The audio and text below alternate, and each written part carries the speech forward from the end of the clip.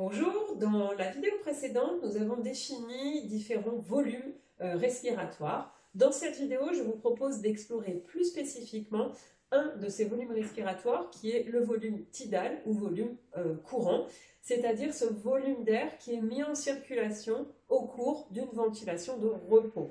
Ce qui veut dire que dans une respiration de repos, avec donc une respiration de type diaphragmatique, à chaque inspiration, chaque inspiration est produite par la contraction du diaphragme, donc le diaphragme se contracte, il s'abaisse, il fait augmenter le volume des poumons, la pression à l'intérieur des poumons devient inférieure à la pression atmosphérique, l'air entre dans les poumons, ce volume d'air qui entre est donc d'un demi-litre, c'est ce volume tidal ou courant, et à chaque expiration, donc le diaphragme qui était contracté se relâche, il remonte passivement, on est sur une relaxation du diaphragme, donc qui est réalisée entre autres par la rétraction élastique des poumons. Le diaphragme donc remonte, le volume des poumons diminue, la pression dans les poumons devient plus importante que la pression atmosphérique et l'air va être chassé des poumons. Donc c'est l'expiration de ce volume courant, volume tidal, de ce demi-litre d'air. Ce qui est intéressant, c'est de revenir un petit peu sur ces temps de cette ventilation de repos, en particulier sur le temps qu'on va situer à la fin d'une expiration de repos, et puis on dira ensuite un mot sur le temps qu'on va situer à la fin d'une inspiration de repos. Alors, si on se situe à la fin d'une expiration de repos, on a dit que l'expiration est produite par la relaxation du diaphragme. En fait, à la fin d'une expiration de repos, on est dans une situation où tous les muscles de la respiration sont relâchés. Donc, du point de vue musculaire, c'est une situation de relaxation. C'est d'ailleurs pour ça que c'est souvent aussi une phase qui est explorée dans les techniques de relaxation. Notons aussi une chose en ce qui concerne donc, les poumons et la cage thoracique. À ce moment-là, on a des forces qui existent au niveau des poumons, des forces au niveau de la région thoracique qui vont s'opposer et s'annuler. Pour comprendre ce qui se passe, il faut imaginer la chose suivante. Donc on se situe à la fin d'une expiration de repos. À ce moment-là, les poumons ont un certain volume. Si les poumons étaient détachés dans cette situation-là de la cage thoracique, eh bien on verrait les poumons se ratatiner sur eux-mêmes. Effectivement, ils sont à ce moment-là comme un élastique qui n'est pas tout à fait retourné à sa position de repos, donc ils sont légèrement étirés. Donc si les poumons sont détachés de la cage thoracique, qui a tendance un petit peu à les étirer, eh bien ils se ratatinent sur eux-mêmes. Donc ils ont tendance à se ratatiner. Si, toujours à ce même moment, fin d'une expiration de repos, on imagine qu'on détache la cage thoracique, qu'on enlève tout ce qui se trouve à l'intérieur de la cage thoracique, et bien la cage thoracique va prendre davantage d'ampleur, elle va davantage va avoir un volume plus important.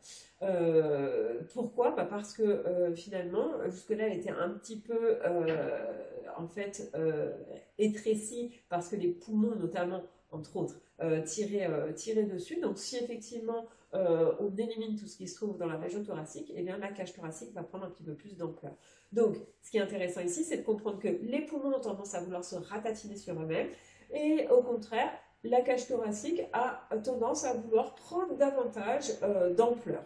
Donc on a ces deux forces, des forces qui tractent vers l'intérieur, des forces qui étirent vers l'extérieur, finalement, qui sont des forces qui s'opposent et qui vont s'annuler quand on est en fin d'une expiration de repos. Alors bien sûr, à ce moment-là, en fin d'expiration de repos, il y a encore de l'air dans les poumons. On l'a expliqué dans la vidéo précédente, on a dit qu'il y a un volume d'air qu'on peut encore mobiliser, expirer, c'est le volume de réserve expiratoire, et puis il y a toujours bien sûr le volume résiduel qui est un volume d'air qu'on ne peut pas mobiliser, qui sera toujours présent dans le système respiratoire. Donc ces deux volumes, le volume de réserve expiratoire ou VRE et le volume résiduel ou VR, on a dit que quand on les additionne, ça donne un volume qu'on appelle capacité, c'est ce qu'on appelle la capacité résiduelle fonctionnelle. Donc c'est quand on est à la fin d'une expiration de repos, existe cette capacité résiduelle fonctionnelle dans nos poumons.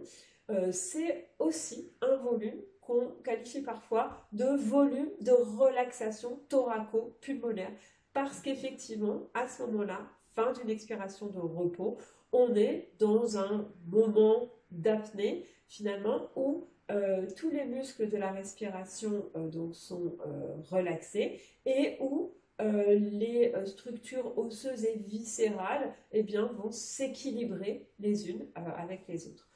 Donc c'est vraiment un moment en fait de détente, hein, ce moment qui existe à la fin d'une expiration de repos, et porter son attention de temps en temps dans la journée sur ces fins d'expiration, eh bien ça permet d'une certaine façon en fait de s'offrir un petit temps de relaxation. On peut parler bientôt d'une micro-relaxation, d'une relaxation flash, un peu comme on parle de sieste flash, parce qu'effectivement c'est des petits moments où du point de vue voilà, musculaire, eh bien, on est vraiment dans une situation de relaxation avec en plus un équilibrage dans toutes ces forces qui existent au niveau des différentes structures osseuses et viscérales notamment.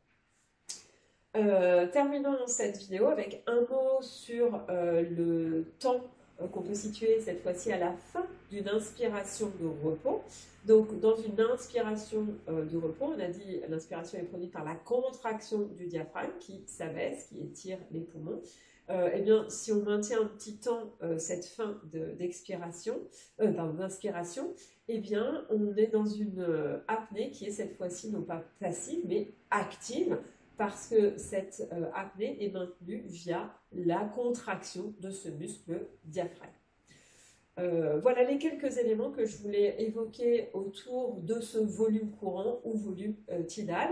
Je vous propose dans les vidéos qui vont suivre d'explorer davantage le volume de réserve inspiratoire et le volume de réserve expiratoire. Donc à très bientôt dans ces vidéos.